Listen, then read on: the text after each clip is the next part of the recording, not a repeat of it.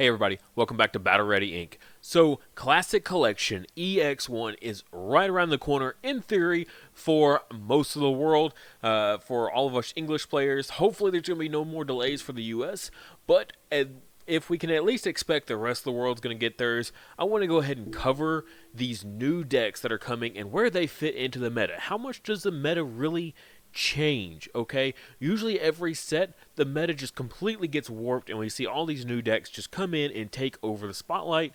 But Classic Collection is a little bit different. Okay, we don't have a whole lot of new archetypes that come with it. We just have new support for already existing decks, just taking them to a whole new height, to a new level of meta play. So let's see where these new decks fall on the charts.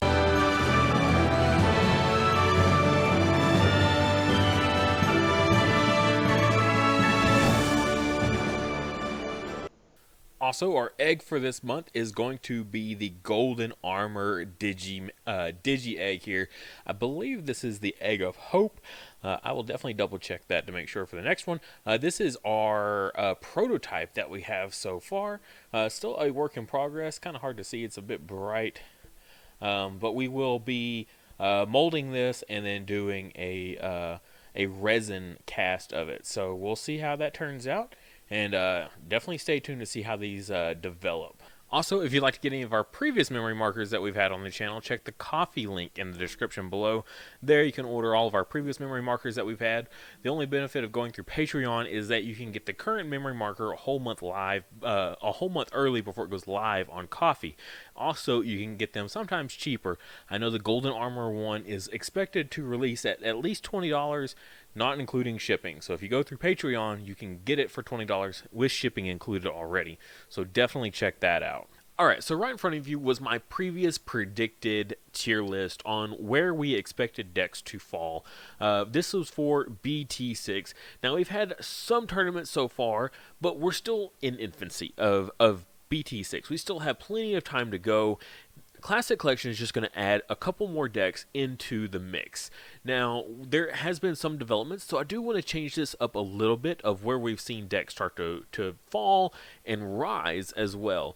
First of all, unfortunately, Musketeer is coming down to B tier. We're just not seeing it really overly perform. We're still seeing it get tops here and there, but it's not in mass. Okay, you might see one or two make top cut, but the rest of it is, 3s and 4s of other decks. And those other decks are things like Jesmon and this the Gabu Bonds deck. Both of these are taking most of the spots. We still see a fair amount of security control and a couple Agumon Bonds decks, but the Musketeers are even in lower representation in top cut. So we did go ahead and move that down a little bit. Some other things that we haven't really seen some of these decks perform all that well. Titamon has been seeing some more play at least, so I do want to go ahead and move it up to top of B tier up here next to 3 Musketeers. Whereas a lot of these other decks really just haven't performed. We have the original Diaboromon here, but I do want to go ahead and just kind of move it off the list as we have a new form of Diaboromon that's going to take over. Same with the Imperialdramon. So both of these, as of the beginning of BT6, didn't have their support yet, so they were kind of lower on the list. So now that we've got some new support for them, we'll see where they fall. And then as far as Shoutmon, I do want to kind of move Shoutmon up just a little bit. It has been performing decently well in a couple places. It's not like overly performing. It's not winning anything major. In BT5, it's getting some store championship wins, but that's not BT6. So I did just want to kind of bump it up just a little bit above the other OTKs. Now, as far as the new stuff of what we're going to be seeing, Diaboromon. This is the new Diaboromon with all of its new support, giving all of your tokens rush, as well as just some new support in the Evo chain as well. We have seen this deck take tons and tons of tournaments. Well, not tons. We've seen it take a decent amount of tournaments in the Japan meta. So where is that going to fall for the English meta? Diaboromon is an incredibly loved deck. Okay, the people that like to play it, they really, really like to play it, and they're pretty decent pilots of it. They have pretty good records of it. So overall, I think we're going to see it probably somewhere in low A tier, because the people that are going to make it work are really going to make it work. But I think it's going to be relatively in upper B tier, I don't think we're going to see it like just completely flood the meta. It's just going to raise the deck up to a more competitive viability in our kind of our rogue tier, and that's what I kind of consider B tier is with in the hands of a good pilot. B tier can stomp over A tier. A bad A tier pilot just picks the best deck and they net deck, and then they're like, okay, this is it, this is what wins tournaments, and then they play it and they realize, well, why can't I do as well? Well, other people that play it have a lot more experience with it that play only that deck. A lot of these B tier decks can swing over these A tier decks in the right hands of someone that really just plays the crap out of it. They can definitely swing up into A tier. Next, we got Metal Edemond, and Edemond has always been just super fringe at best. It just like way down here in D tier. But honestly, Edemond, the new Metal Edemond support, just focused in on Edemond as well as D Brigade. D Brigade is kind of like the 3s and the 4s, the level 3s and 4s of the decks, and then all the Edemond support is all the 5s and 6s. So D Brigade we've seen is just absolutely crushing it in tournaments, just way up here. I'm actually going to put Metal Edemond. Now, specifically, the D Brigade Metal Edemond deck is both decks in one. I'm going to put it in A tier just because the D Brigade is so fast and brutal, and then just being able to go into free megas off the Edemond is very, very powerful. So I'm going to put Metal Edemond, oh my god, at the bottom of A tier. Now, that's, again, keep in mind that is specifically because D Brigade is in there with it to really elevate it up. All right, next we got Diaboromon with its new support, and surprisingly, well, no, not surprising to anyone, this deck is phenomenal. Diaboromon has just been one of those decks that's just always good. It's fast, it's very, very quick, and that's how the BT6 meta is. It's very, very quick meta, assuming you're not playing against security control, and with now more consistency to this deck, and it's just as good as it once was, but even better. It hasn't got any worse, and its whole strategy is really conducive with how Digimon like tournaments are played. I would say this deck is up in A tier as well with all of its new support. Diaboromon has just an insane amount of consistency. It always was kind of, you could brick really badly just because you didn't have enough copies. You don't have as much megas or level 5s that are really good as other decks do. So it always suffered in the consistency department. Now we have so many copies of things that it's just not an issue anymore. So I think it's definitely down here in the A tier.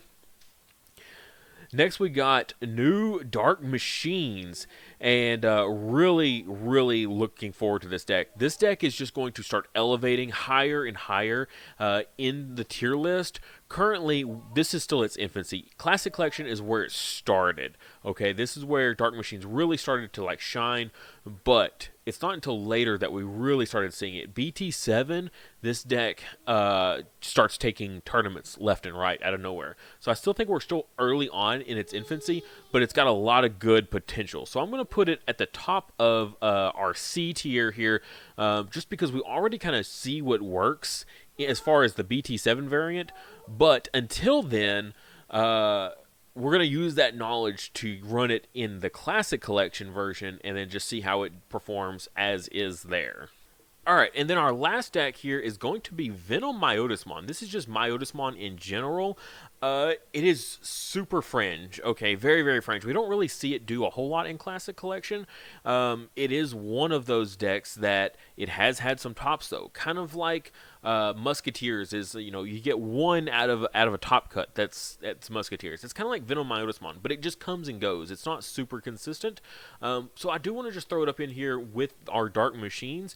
Now, come BT7, we're going to get a whole lot of purple support. They're going to get all their hybrids and things like that. I think purple's going to have so much support come BT7 that this deck is going to be really in a really good spot. So it's still pretty cool. It's not competing and punching up into these high tiers like other purple decks are. Like Untitled is really, really powerful.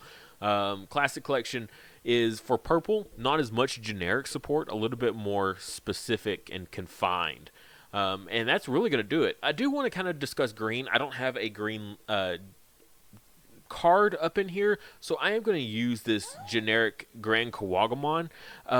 that's just kind of how Green is right now. Green did not get anything good out of BT6 except for the big Trojanmon, and that alone isn't enough to really bring the deck up. Now, what it did also get was some really cool hybrid stuff, and I think just where Green falls come Classic Collection is just add in the best of basically whatever it has to offer. It runs the OTK strategy, it runs the Nidhoggmon, and it runs the new Trojan all in one deck. It's kind of doing everything. The Trojan is going to basically take the place of Rafflesia, and you're going to have this just amalgamation deck of all these different strategies that are all going to just kind of come together into one deck. Now, again, we're kind of going to be sitting in the B tier here, in the low B tier. It's just taking all these different strategies and putting them in one deck is really a tricky thing.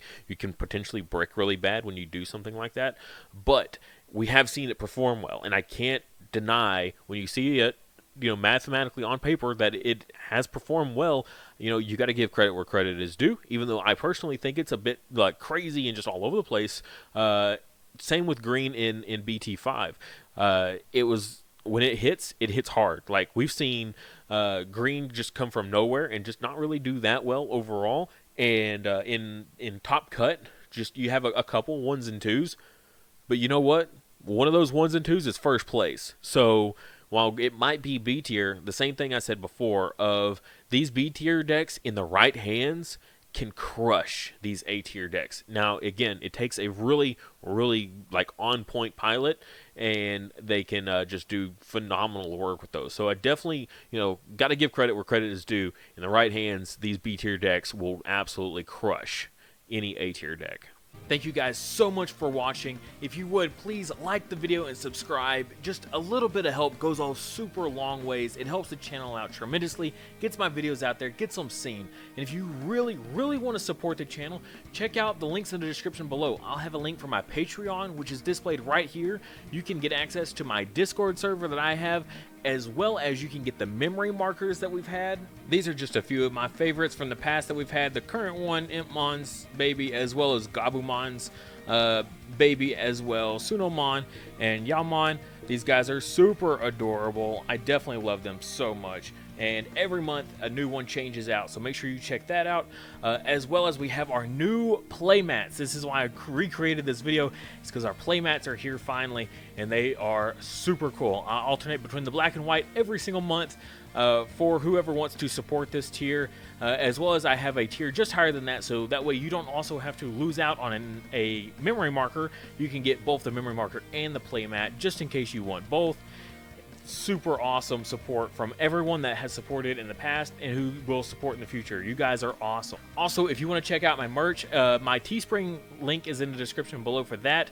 We've got, the shirts that I wear on the channel that has the logo across. I love when I see people representing my merch in public. It is like one of the coolest feelings I've ever had in my entire life.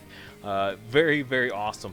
As well as phone cases for you people that love Digimon like so much like I do. A friend of mine custom made all these to fit these specific phone cases themselves.